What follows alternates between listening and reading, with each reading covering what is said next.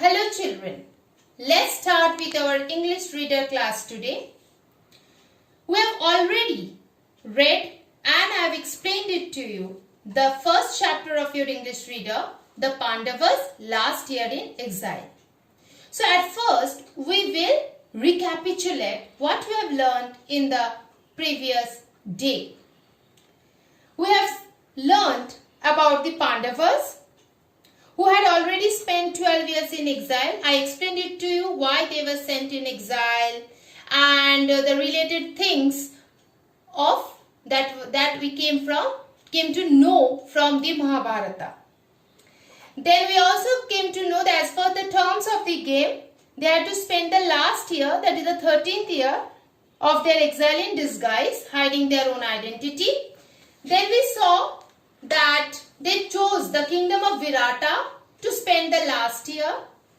5 brothers, means the Pandavas, took different identity. Even Draupadi also took a new name. We have seen that Yudhishthira took the name of Kanka and became the advisor to the king of Virata. Bhima decided to work in the disguise of a cook and took the name of Ballava. Arjuna took the name of Brihannala and became a dance and music teacher to the king's daughter, Princess Uttara. We have seen Nakula became Granthik and took the job of taking care of the horses. And Sahadeva also took the job of looking after the cattle and was named Tatipala. Draupadi took the name of Sairandri and became the chief maid servant to Queen Sudeshna. Then we saw that a problem arises in the kingdom of Virata. Towards the end of the 13th year, Duryodhana and his aides, what they did? They slowly entered the kingdom of Virata and took away the king's cattle. So, at that situation, Arjuna, in disguise of Brihannala, requested the king that he is going to accompany Uttar Kumar as his chariot and to fight against Duryodhana's men. And at the battlefield, when situation became adverse, Arjuna gave away his true identity and instructed Uttar Kumar that he is going to fight the battle and Uttar Kumar to take over the chariot. And Arjuna single-handedly defeated the Kaurava army and brought back the cattle. And by that time, the 13th year of exile was over. The Pandavas disclosed their true identity to King Virata and the exile for the Pandavas ended. So this was the story that we have learned in the previous class. Children, I have told you to go through the new words and their meanings. I think you have learned.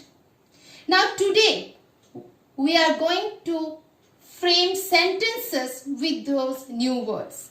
So our today's lesson will be how to frame sentences. Before I start moving on framing sentences with the new words, I would like to tell you a few things. So children, when you are writing a sentence, kindly remember a few things. The sentence should not be copied from any text. That means the word that you are using is already in the text. You cannot copy that same sentence while you are framing sentences. The sentence should clearly explain the meaning of the word. For example, if the word is angry and you write, "My friend was angry with me for the last few days," the sentence may be grammatically correct, but it is not a good sentence. Why? Because it does not explain the meaning of the word angry.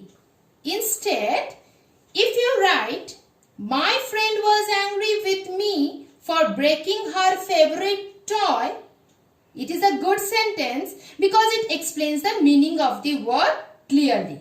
So you understood? That means when you are using the word in the sentence, it should clearly explain the meaning. Then, never change the form of the word. Means, if a word is chair, you cannot change it to chairs. If the word is forget, you cannot change it to forgot. If the word is angry, you cannot change it to anger. Clear?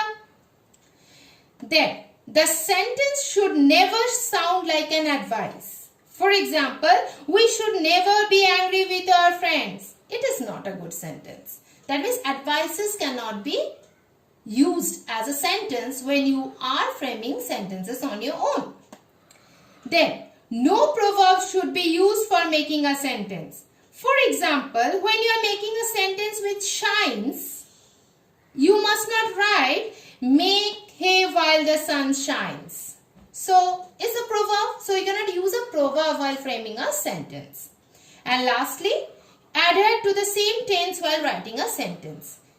That means you cannot change the tense of the word or if it is a verb while writing a sentence. Is it clear, children? So, before framing sentence, you should keep in mind there are few things that I have just told you right now. So, children, now we are going to frame sentences with the new words. The meanings you have already learned. Now we will try to frame sentences.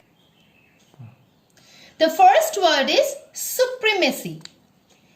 Means superiority, control. So the sentence is, no one could challenge her supremacy in gymnastics. That means no one can challenge her control, her superiority in gymnastics. Here the sentence have been framed in such a way that the meaning of the supremacy can be easily revealed from the sentence. Next, myths, meaning stories, fables. Nobody believes in the myth about the human beings becoming immortals. So it means stories. Whether human beings are immortals, becoming immortals or not, no one believes in the story. So the sentence is, nobody believes in the myth about human beings becoming immortals. Next, legends means tales. The dance was based on several Hindu legends. The dance program was based on several Hindu stories. Exile. To be sent out of one's native country. The meaning, he is now living in exile in Egypt. Then, terms, meanings, requirements or conditions laid down or agreed upon. These are the terms and conditions of your employment. So, these are the terms, rules and conditions of your employment. Disguise. To hide one's identity. You will have to travel in disguise, means hiding your own identity. Secured means obtained or saved. The dam secured the city from the flood. Well-versed, one who has experience or skill or knowledgeable about something. He is well-versed in history. Scriptures. She can read the scriptures, means the sacred writings of a religion.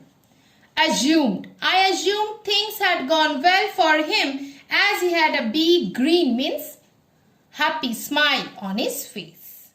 Guise. Same meaning as disguise, to hide one's identity, is the same ideas in a different disguise, in different forms. Aides. Assistants to political leaders, meaning sentence, the president met with senior White House aides. Encroached means slowly entering on another people's territory. Jack encroached on Mary's private life. Crown prince, a male heir to the throne.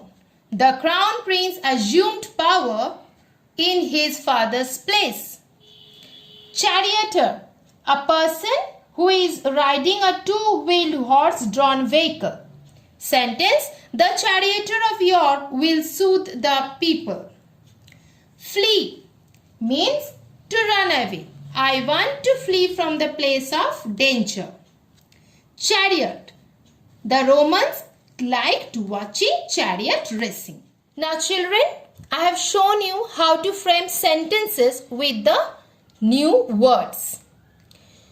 Now what will be your homework for today? You will again frame sentences with the same words, but you are not going to copy these sentences.